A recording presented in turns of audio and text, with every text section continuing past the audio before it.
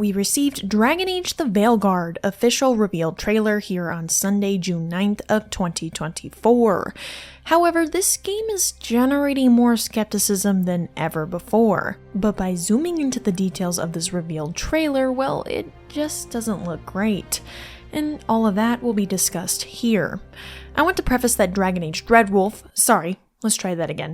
Dragon Age the Veilguard has been one of those shit shows of development time that I've ever witnessed. From the layoffs of immense talent to the closing of departments in their Austin office, BioWare, while I hate to admit it, has gotten barren as of late. But everyone has been on the fence thinking that this might be the very end of the studio. So with that, I want to add a disclaimer, not to piss any of y'all off, but to be a devil's advocate. The art style is a problem for many, we get that. It's been very 50-50 on the reactions of this trailer. More than half of the fans in Dragon Age actually came from Inquisition, and now more than half of that means we have a younger generation pouring in. I mean guys, this is a coming-of-age fantasy game. Yes, I just pissed some of y'all off, but this almost looks like it was made exclusively for people who were born after the last game way back in 2014. So it seems like the aim here is to be a more generic type of game for newcomers.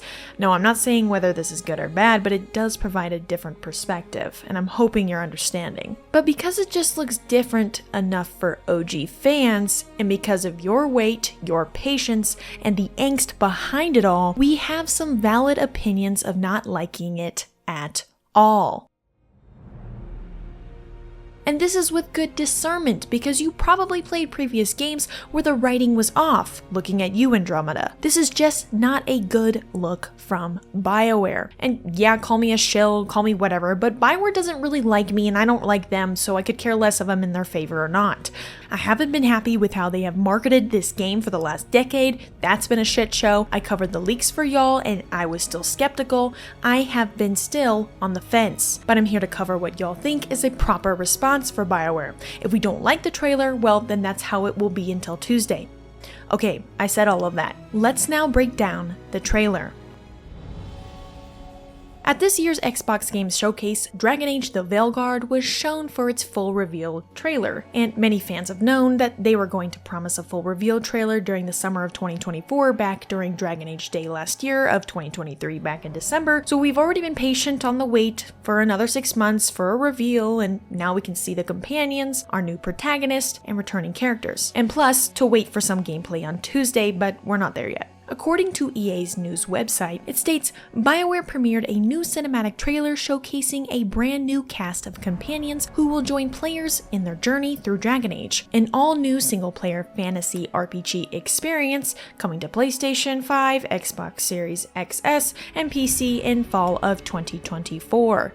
Now let's look at the Dragon Age's YouTube channel for the trailer's description. It states, when corrupt gods break free from centuries of darkness, the odds will be stacked against you. You can't do this alone. Rally a team of 7 companions, each with rich lives and deep backstories. These are characters to befriend and even fall in love with. Among them, an assassin, a necromancer, and a detective will each bring their own expertise and unique abilities to fight. Decide who to take into battle, and together face down demons, dragons, and even ancient gods. In the first scene, we see the city of Minrathous, the capital of Tevinter. We can tell by the floating cascading city that reflects the same scene we got back in 2020 during the Game Awards.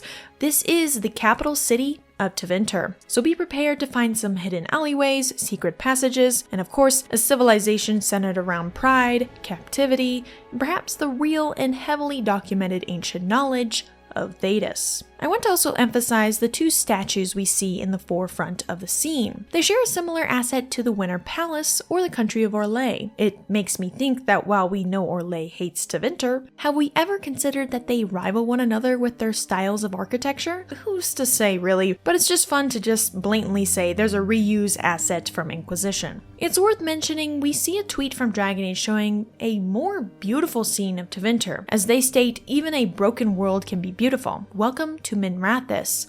Enjoy this sneak peek at an in-game environment. This is what I'd expect to see in the reveal trailer, because this is a gorgeous photo in which we can see the characters Neve, Varric, and Scout Harding, plus our new protagonist, staring into the city's glamour. The next scene is Electronic Arts. Well, I don't really give a rat's ass about their logo, but the glyph behind it. We see some sort of geometrical design. This is drawing back from some inspiration we saw on Dragon Age Day back in 2022, which was an in-game cinematic scene about who is the Dreadwolf. Looking at this in comparison, they don't really relate too much at all, and relate more to magic in general. We see mages throughout Dragon Age who create all sorts of geometrical designs from their spells, so this is all in relation to maybe just the emphasis on the use of magic, and we will be sure to see a lot of that class's use in this next game. Alright, onto the scene with some action, and the two returning characters. We first see enemies against our rogues who have a Tevinter-style garb. Covering their whole faces makes me think that they're a group of assassins. The first thing to note is the sigil on their forehead. While it's a diamond in shape, centered to what looks like to be a ruby or just a red stone,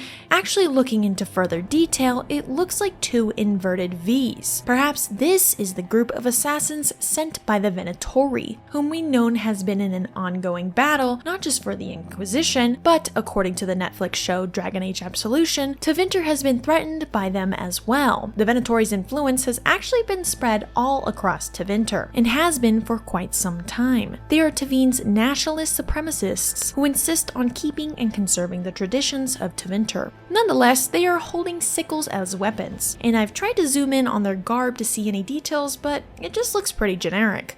Again, when it switches to a future scene, they have a shoulder pauldron that again resembles that diamond shape we just went over, so yeah, nothing really tinfoily to go over than that. They are just the bad guys against Scout Harding and Varric Tethras. So enter Varric Tethras and his famous crossbow named Bianca, which looks to have some awesome new upgrades since the previous two games. His crossbow stylizes two new optical scopes. I'm showing you guys side by side some differences from a previous cinematic for Inquisition. The wings of the crossbow have not only been plated with carved and styled silver metals, but the wings of the crossbow also look to be thicker wooden-wise as well. This makes sense timeline-wise because during the events of Inquisition, you as the player can even upgrade Bianca through schematics when exploring different realms of Thedas to gain his material. Being that we already know some information from the missing comic, 10 years have already passed since the defeat of Corypheus. It could only mean that this crossbow got some upgrades, and the obvious, some aging has come to our beloved dwarf. Let's take a look at his armor. Varric's got some awesome looking pauldrons sewn into his black fur collared coat. You can see the rugged leather tied into the fluff of the fur. In the missing comic, this is what we see as well. As opposed to his former brown leather jacket and crimson gold tunic we saw in the previous games, we still get blessed to see his chest hair in his full glory once again. And of course his ring necklace. And I don't want to hear it, it's a ring for now. Another touch I want to add is that Varric's got his cool new belt that has some sort of sigil on it. I can't really make it out for what it is in this distance, but when you zoom in, you can clearly see it's the sigil of the Inquisition. So what a nice touch of detail already here for us to see. Varric's heart is with the Inquisition, and whoever's left in our faction, I think he's just gonna have a great representation for us in this next game. I want to take a note that from EA, they described the game's cast of companions. But what y'all really don't see in this list is Varric Tethras. So yes, while we had him in the last two games, it looks like of course he is going to be in the game, but as a possible advisory role. So Varric's return as an advisory role just excites me and many other fans to see him in this salt and pepper rugged look. He aged like fine wine, so romancing him, fingers crossed, might be on the horizon for us, finally. On to Scout Harding, our beloved scout from Dragon Age Inquisition. Now, as one of the Inquisition's most experienced and trusted agents, Harding is often chosen to lead teams into unknown and dangerous territory. And during the Trespasser DLC, Lace Harding is known to be in a meeting with the Inquisitor to discuss the future events of defeating or even saving Solus. So who of all people is better than to scout our old foe? As we see, she has a new look, and I really love the new look to her red hair. This is a total upgrade because the braids on the side instead of the back do so well with her freckled face. It just gives such a better fantasy look as well. So BioWare, I'm gonna applaud them on this one because they really did us dirty with the hair choices back in Inquisition.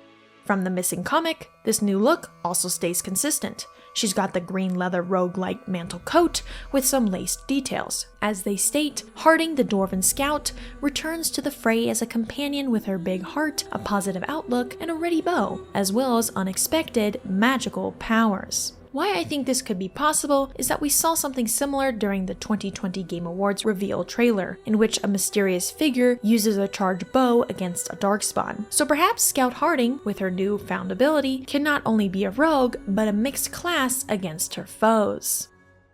As the subject entails, we are introduced to the lovely new Tevinter investigator, Neve. Neve Gallus is a private investigator working out of Minrathous. We see the scene starting with their prosthetic leg. She uses a prosthesis of dwarven crafted metal to replace one of her legs, missing below the knee. Its design is actually shown much better in the most recent comic, The Missing, where it's shown to be an awesome design of a cobra. Now her outfit is what I expected from Tevinter. It's clear that we see Tevinter puts fashion first and expects all classes to join in on this culture. And according to EA, Neve is a cynic fighting for a better future, both as a private detective and a member of Tevinter's rebellious Shadow Dragons. The faction Shadow Dragons only comes so far from the Missing comic. As it states, they fight to help those in need, and she makes it her business to help them.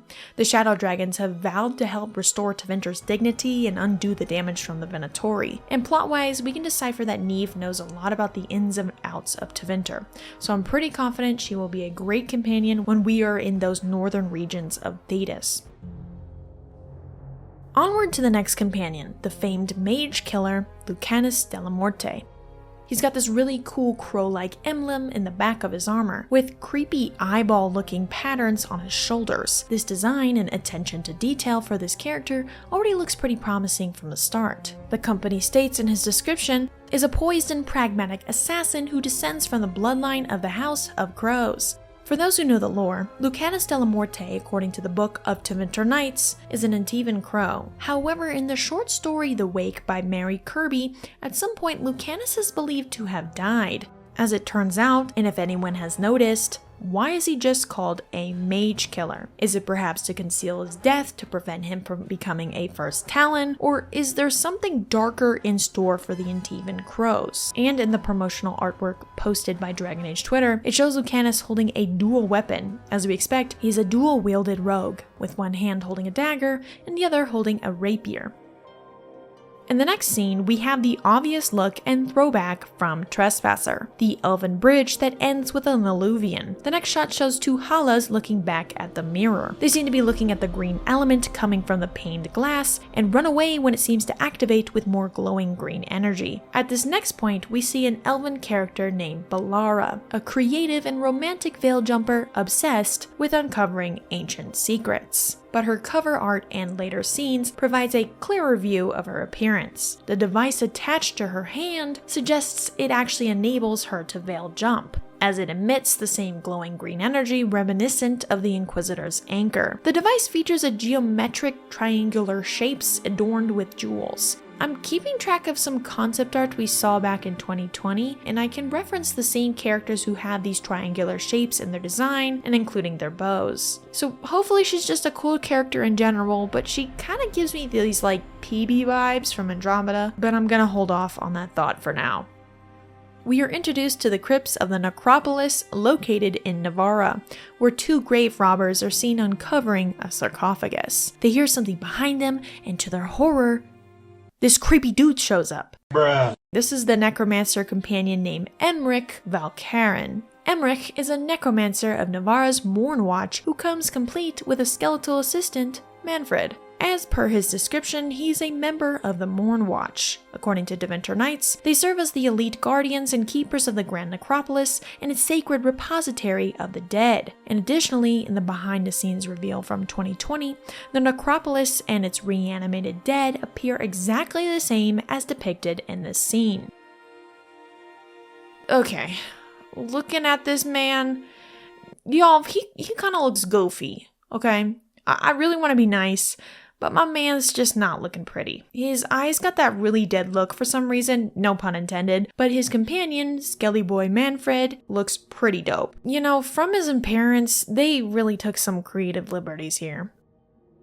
In this scene, we see Davrin, an elven warrior who is a member of the Grey Wardens. His Valacine markings on his forehead suggest Dalish origins. In the following scene, Davrin wields a striking shield adorned with a griffin, the symbol of the Grey Wardens, as he battles the relentless Darkspawn horde. However, this horde is noticeably different from those in previous games. They have shards of red lyrium resembling claw-like forms, protruding from their arms. The next shot is particularly haunting because...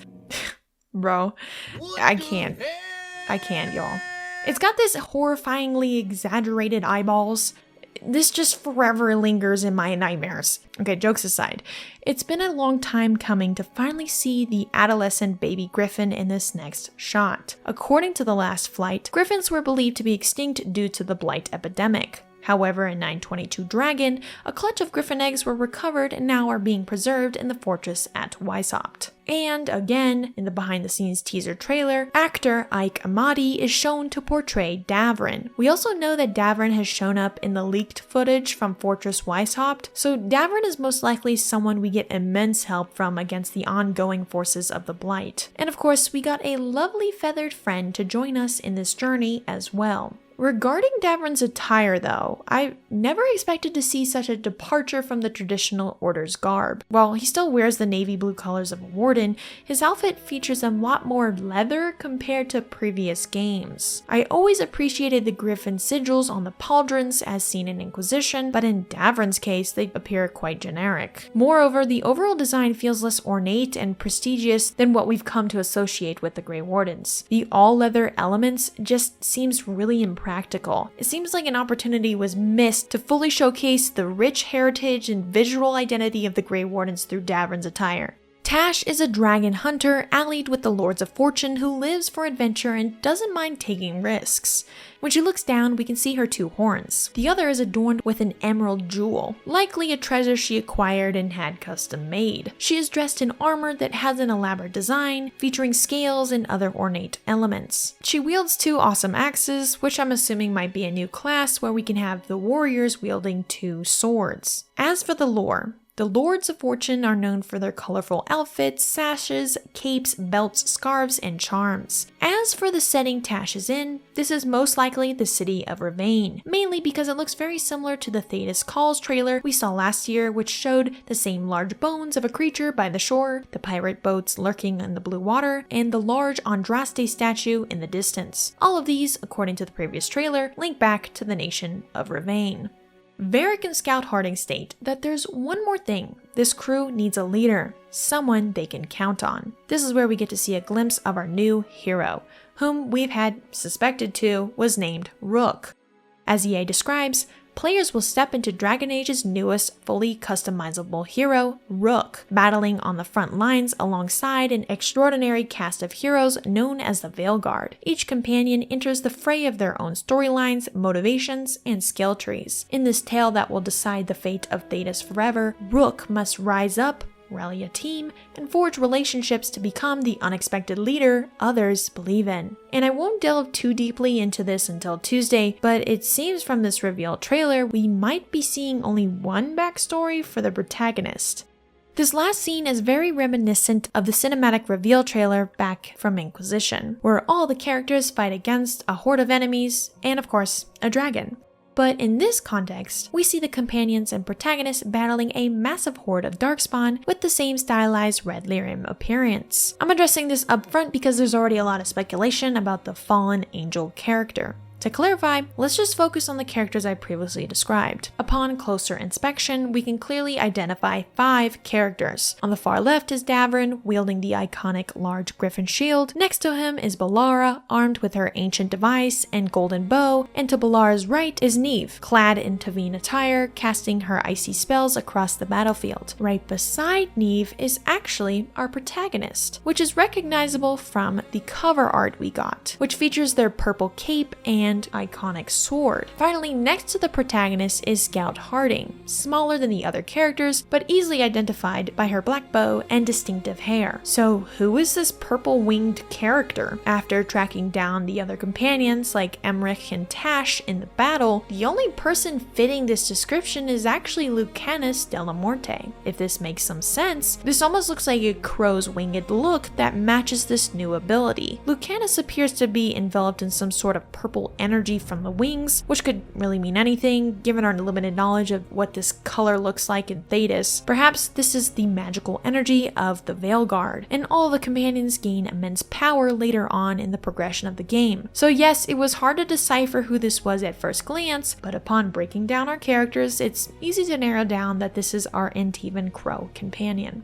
With that clarified easily, let's move on to the big picture, the scene with the dragon. This scene is truly glorious. Firstly, because there's so much to unpack here. With that being said, the first thing I want to analyze is the reveal of an eclipse behind the massive dragon. This makes me super happy that they kept with this theme, that there was going to be an eclipse. Why this is important? Because the Emergent Compendium is a book found in the Black Emporium back in Dragon Age 2. We are left with sentences that might give us complete explanations for the scene given.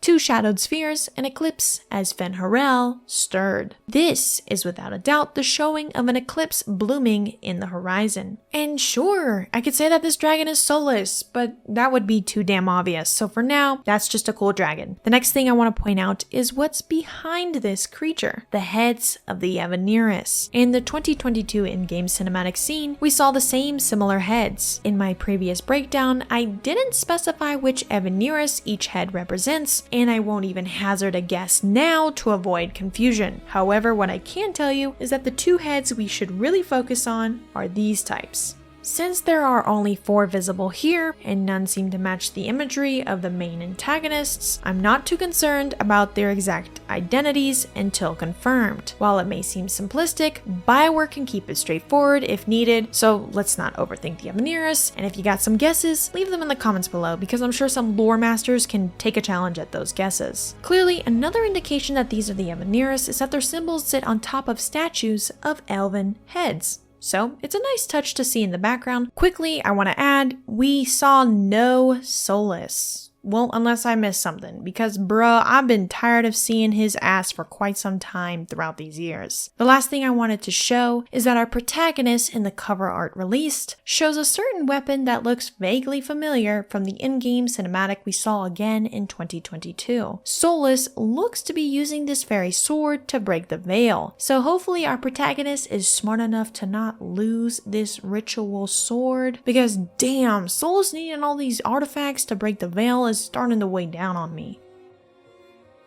But with that, we are going to wrap up. Thank you for joining me on this long-awaited journey to finally see the new Dragon Age game. I appreciate your raw opinions, and while I've been eagerly awaiting and covering content for this release, it kind of feels bittersweet. Let's approach this year with a mix of skepticism and hope that anything revealed on Tuesday will ease our minds. So thank you for your patience, and thank you for watching. I will see you in the next video.